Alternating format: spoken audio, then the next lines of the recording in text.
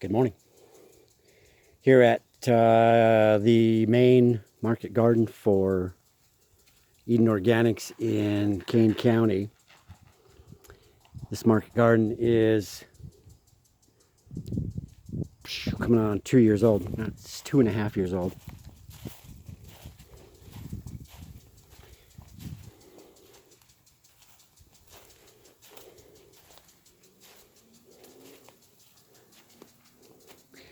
That's facing west, so the east side and the west side have these giant hugelkultur rows for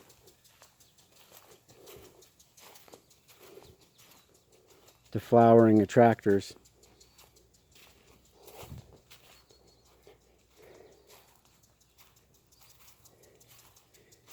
And usually these are, you can't even see the mound, they're just literally covered in wildflowers.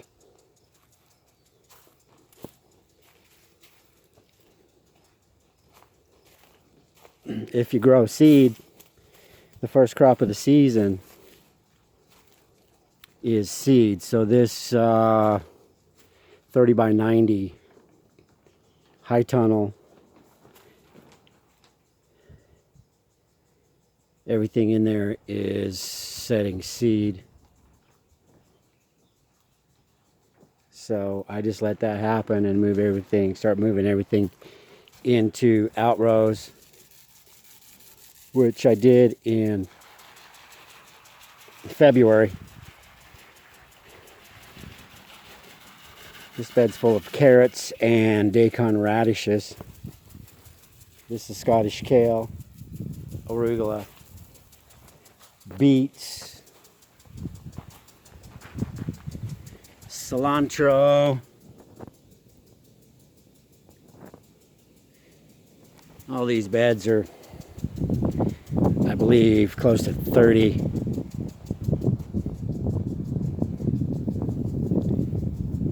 feet long.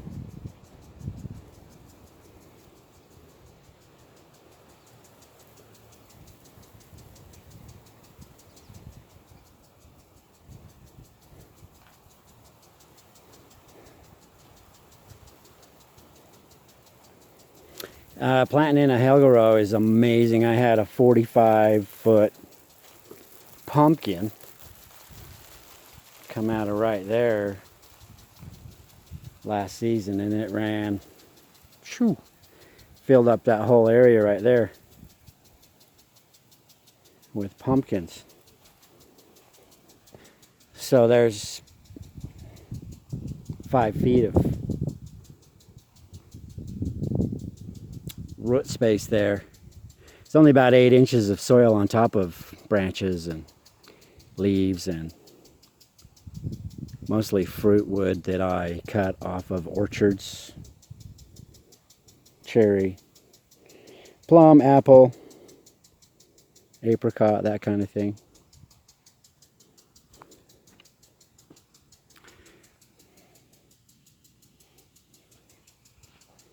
So it's May and we're starting to see a big boom. These were last year some globe artichokes. It's always cool to see what winter's over, what reappears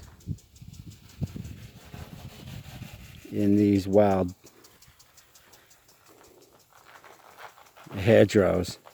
This is a ladybanks I set on this trellis. They're in bloom.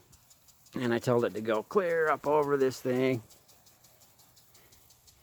So you're walking through a wall of ladybanks roses in the future. It looks like she's taking me serious. This main coming right off of there.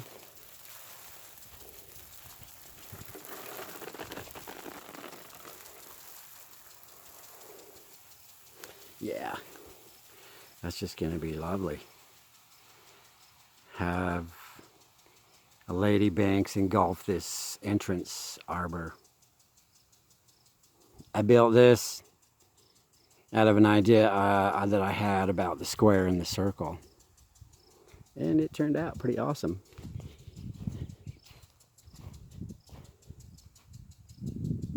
So this year I'm putting a lot of botanical herbaceous flowers in these rows. Chamomile, yarrow, a whole bunch of, yikes, what's that red tea?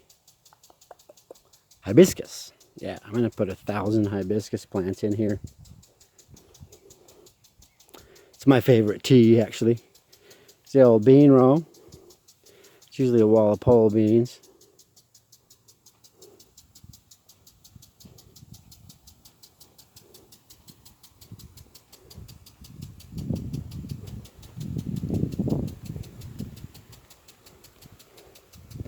This is some really nice peppermint. Plant your peppermint around your taps. This one broke, so it waters 24/7. It looks like this is just loving it.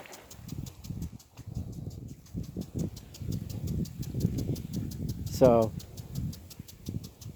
there's a lot of good features in this garden. I put all these boxes under the canopy of the tree for my lettuces in summer so they don't bitter. And I grow some up in those boxes on the east side too. But it'll be a couple more months before we clear all that out inside that greenhouse and start planting back in there. But greenhouses are really, for my uses, they are overwinter live plant storage. So you get everything planted that you want by October of the year and then harvest all the way through the winter out of your greenhouse. It doesn't grow much, but everything that's in there stays alive and sits in the ground. So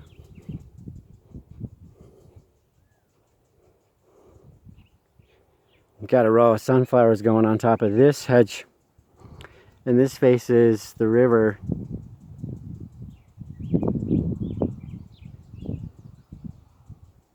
So it gives me some nice wind control. Look at this old girl. When I started building this garden, this tree was about dead. It had a chicken coop leaning up against it. So I took the chicken coop apart, built a great big tree well around that little beauty, and look at her now.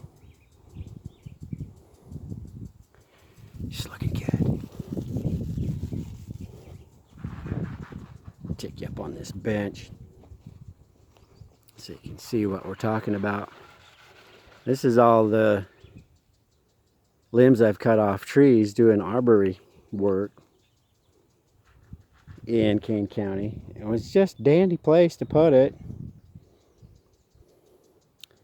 Kind of extended the bank a little bit, created a natural habitat. There's so many birds and different kinds of quail, squirrels, wild turkeys trotting through here all the time. I think they love just hanging out in there.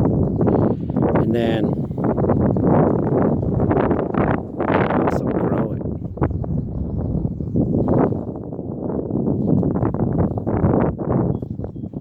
Still got a ways to go. These are little Helga rows that are going to have Concord grapes on them that run up that lattice work.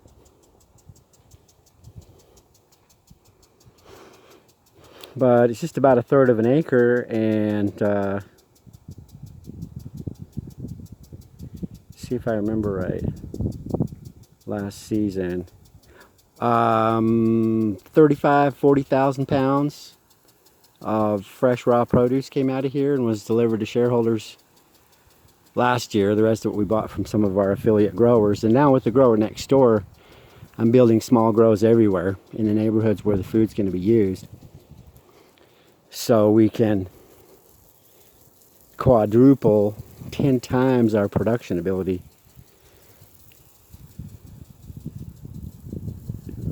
to feed our shareholders. This beautiful food.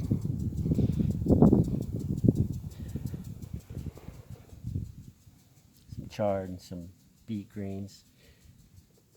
Wasabina.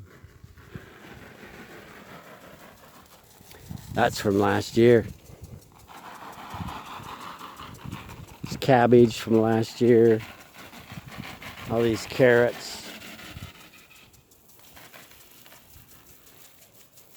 And this is arugula, a bed of arugula that overwintered.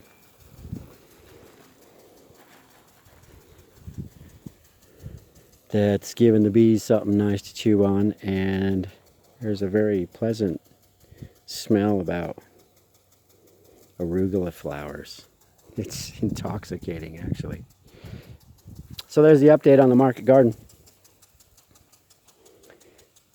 I'm building one in Washington County on a 1/4 acre in a subdivision. So it'll have a store that you can go pick up. And it'll also have a CSA that delivers in St. George. And it'll be on a 1/4 acre. No, excuse me, a 1 acre rectangle. In a brand new subdivision that's very eco-friendly. Send me an email if you're interested, agrowernextdoor@gmail.com. We can have a nice conversation about it.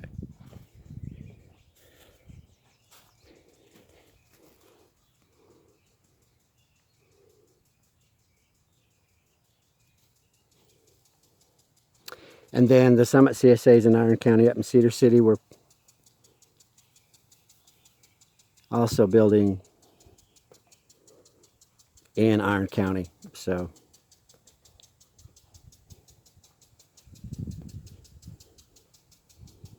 we've had a lot of people request that we open up delivery there, so I decided to just go ahead and build a grower next door up there and get 50 or 60 small grows first before I go and establish a grow up there.